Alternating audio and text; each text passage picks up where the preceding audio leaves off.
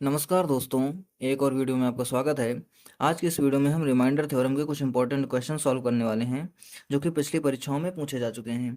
तो चलिए बिना देरी करते हुए वीडियो को स्टार्ट करते हैं। आपसे रिक्वेस्ट है कि अगर आप चैनल पर नए हैं तो वीडियो को लाइक करके चैनल को सब्सक्राइब जरूर कर लीजिएगा। देखिए, सबसे पहला क्वेश्चन हमारे पास क्या लिखा हुआ है, 171 इंटू 172 इंटू 173। इसको अगर हम 17 से डिवाइड करेंगे तो शेषफल हमारा क्या होगा, ये हमें बताना है। पहले मैं क्वेश्चन नोट कर ले रहा हूँ। 171 इंटू 172 इंटू 173। इसको हमें डिवाइड कितने से करना है, हमें डिवाइड करना है इसको 17 से। अब देखो, बेसिक तरीका तो ये कहता है कि सबसे पहले हम इनको मल्टीप्लाई करेंगे, फिर 17 से डिवाइड करेंगे, फिर हम निकालेंगे शेषफल क्या होगा। लेकिन ये तरीका क्या होगा कि हमारे लिए बहुत ज़्यादा टाइम टेकिंग हो जाएगा। तो हमारे लिए इसकी ट्रिक क्या होती है, ये आप समझिएगा। ट्रिक क्या होती है कि हम इनको अलग अलग डिवाइड कर देंगे, यानी कि 17 से अगर हम 171 को डिवाइड करेंगे तो हमारे पास कितना शेषफल बचेगा, प्लस का 1। 17 से 172 को डिवाइड करेंगे तो हमारे पास शेषफल कितना बचेगा, प्लस का 2। 17 से 173 को डिवाइड करेंगे तो हमारे पास शेषफल कितना बचेगा, प्लस का 3। 17 धाम में 170 हो जाएगा। यहाँ पर 1 बचेगा, यहाँ पर 2 बचेगा, यहाँ पर 3 बचेगा। अब आंसर निकालने के लिए हम क्या करेंगे कि देखो बीच में मल्टीप्लाई लगा हुआ है, तो हम इन तीनों को मल्टीप्लाई कर देंगे। 3 दूनी 6, 6 कम 6, ठीक है। अब ये क्या है, नीचे लिखा हुआ है 17। अब देखो जो ऊपर वाली संख्या है ये 17 से छोटी है, तो इसमें हम और ज़्यादा जो है भाग नहीं कर सकते। तो हमारा आंसर जो हो जाएगा वो क्या हो जाएगा, 6। यानी कि जो हमारा रिमाइंडर आ जाएगा वो कितना आ जाएगा, 6। यही हमारे क्वेश्चन का आंसर हो जाएगा। कौन सा ऑप्शन, ऑप्शन बी हमारा राइट आंसर होगा। चलिए दूसरा क्वेश्चन समझते हैं। दूसरा क्वेश्चन क्या लिखा हुआ है कि जब, ये क्वेश्चन थोड़ा मिस्टेक हो गया, यहाँ पर लिखा होना चाहिए था 5 की पावर 501। ठीक है, 5 की पावर 501। जब 5 की पावर 501 को 126 से डिवाइड करते हैं, 126 से, ठीक है, तो हमें बताना है कि शेषफल हमें कितना मिलेगा। अब यहाँ पर देखने पर तो ये बहुत बड़ी संख्या लग रही है, क्योंकि 5 की पावर 501 को तो हम ओपन ही नहीं कर पाएंगे। तो इसको लगाने का क्या तरीका है, समझिएगा। हम 5 की पावर 501 को लिख ले रहे हैं 5 की पावर 3, समझिएगा। और उसकी पावर कितना हो जाएगा, इसको 3 से डिवाइड कर देंगे तो उसकी पावर ये कितना हो जाएगा, 3 एक कम 3, 2 बचेगा 20, 3 छंग 18 और 3 सत 21, ठीक है। 5 की पावर 3 और उसकी पावर 167, और डिवाइड में कितना है, 126। देखो रूल क्या होता है कि जब पावर के ऊपर पावर होती है तो उसका मल्टीप्लाई हो जाता है। अगर हम इसका मल्टीप्लाई करेंगे तो फिर से यही संख्या आ जाएगी, यानी कि ये चीज़ इसके बराबर है। अब इसको और थोड़ा सा हम अगर सॉल्व करेंगे तो 5 की पावर 3 को हम लिख सकते हैं 125, ठीक है। इसकी पावर कितना दिया हुआ है, 167, और डिवाइड में कितना है हमारे पास, 126। अब हमें क्या करना है, देखो ये पावर ओपन नहीं करनी, बल्कि हम क्या करें कि 126 से 125 में डिवाइड करके देखेंगे। अब देखो 126 से 125 में डिवाइड करें तो हमारे पास क्या होगा, एक नंबर कम पड़ेगा। तो हमारे पास हम इसको ले लेंगे माइनस का 1 डिवाइड बाई 126, और यहाँ पर 1 की पावर क्या आ जाएगी, 167। ये चीज़ थोड़ा सा आप अलग समझ लीजिए कि मैंने क्या किया है। देखो अगर मान लो कि हमने 24 को 5 से डिवाइड किया, तो हमारे पास रिमाइंडर दो तरह के आ जाएंगे। अगर हम 5 की टेबल 4 बार पढ़े तो हमारे पास रिमाइंडर बचेगा प्लस का 4। वहीं पर अगर हम 5 की टेबल 5 बार पढ़े तो हमारे पास रिमाइंडर आएगा माइनस का 1। ज़रूरत के हिसाब से, अगर हमारे पास ज़रूरत इसकी है तो हम इसको यूज कर लेंगे, इसकी ज़रूरत तो इसको यूज कर लेंगे। यहाँ पर अगर हम 126 से डिवाइड कर रहे हैं तो देखो यहाँ पर एक कम पड़ रहा है, तो हमने वही -1 ले लिया है रिमाइंडर, अपने क्वेश्चन को ईजी बनाने के लिए। अब देखो -1 की पावर हम कुछ भी लेंगे तो वैल्यू तो 1 की पावर कुछ भी होगी तो 1 में ही आएगी, लेकिन जब वैल्यू माइनस में होती है, ठीक है, तो माइनस की पावर, -1 की पावर अगर कभी भी ऑड संख्या है, विषम संख्या है, तो वैल्यू -1 आएगी।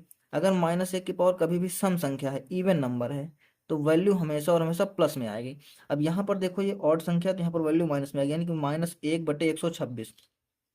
तो अब हमारे पास तो आंसर इसका आना चाहिए -1, लेकिन कभी भी शेषफल माइनस में नहीं आता।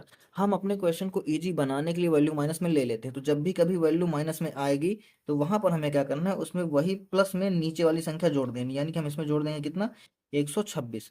तो हमारे पास ये वैल्यू कितनी आ जाएगी, 125 डिवाइड बाई 126। तो अब 126 में तो हम और डिवाइड कर नहीं सकते, तो 125 ही हमारा क्या हो जाएगा, रिमाइंडर। कौन सा ऑप्शन, ऑप्शन है हमारे क्वेश्चन का राइट आंसर हो जाएगा। चलिए दूसरा क्वेश्चन समझते हैं।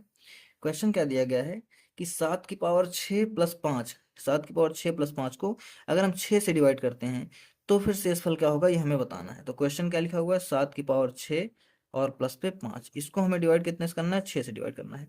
तो मैंने आपको क्या बताया कि हमें इसको सॉल्व नहीं करना, बल्कि हम इसको अलग अलग डिवाइड कर लेंगे। अगर हम 6 से 7 को डिवाइड करते हैं, 607 को डिवाइड करते हैं, तो यहाँ पर हमारे पास कितना बचेगा, देखो 1 बचेगा रिमाइंडर। पावर में जो लगी वैसे हम लगा देंगे। प्लस अगर हम 6 से 5 को डिवाइड करते हैं तो हमारे पास रिमाइंडर आएगा -1। चाहे हम माइनस का 1 ले लें, चाहे हम यहाँ पर 5 ले लें, इससे कोई दिक्कत नहीं, हमारे पास माइनस का 1 बचेगा। तो इसको हमें डिवाइड करना है कितने, 6 से। अब 1 की पावर 6 की वैल्यू कितनी हो जाएगी, 1 माइनस आगे कितना लिखा हुआ है 1, नीचे कितना है 6, ये कट के बचेगा 0, तो हमारा जो रिमाइंडर आ जाएगा वो कितना आ जाएगा 0। अगर मान लो यहाँ पर मैंने 5 ही ले लिया होता तब क्या होता है, अब तब भी देख लीजिए, वही हमारा आंसर आएगा। यहाँ पर कितना हो जाता है 1 की पावर 6, आगे यहाँ पर 5 बचेगा, अगर हम 6 से टेबल पढ़ेंगे 5 पे तो हमारा 5 ही शेषफल बचेगा। डिवाइड में कितना है 6, आगे कितना आ जाएगा, 1 की पावर 6 की वैल्यू 1 आएगी, प्लस करेंगे 5 और डिवाइड कितने से करेंगे 6 से। अब ऊपर हो गया 6, नीचे हो गया 6, ये पूरा पूरा कट जाएगा तो हमारा रिमाइंडर कितना आ जाएगा 0। ठीक है, आई बात समझे, तो दोनों केस में हमारा रिमाइंडर कितना आ रहा है, 0 ही आ रहा है। तो उम्मीद करता हूँ कि आपको क्वेश्चन समझ में आ रहे होंगे। चलिए दूसरा क्वेश्चन देखते हैं। क्वेश्चन क्या लिखा हुआ कि किसी संख्या को 45 से भाग देने पर शेषफल 28 बचता है। तो मान लो कोई संख्या n है, इसको हमने 45 से डिवाइड किया तो हमारे पास रिमाइंडर कितना आ गया, 28 आ गया। आगे क्वेश्चन कह रहा है कि अगर उसी संख्या को हम 15 से भाग दें तो रिमाइंडर क्या होगा। अब उसी संख्या को हमें क्या करना है, 15 से भाग देना है, तो हमसे पूछा जा रहा है भाई रिमाइंडर बताओ कितना होगा।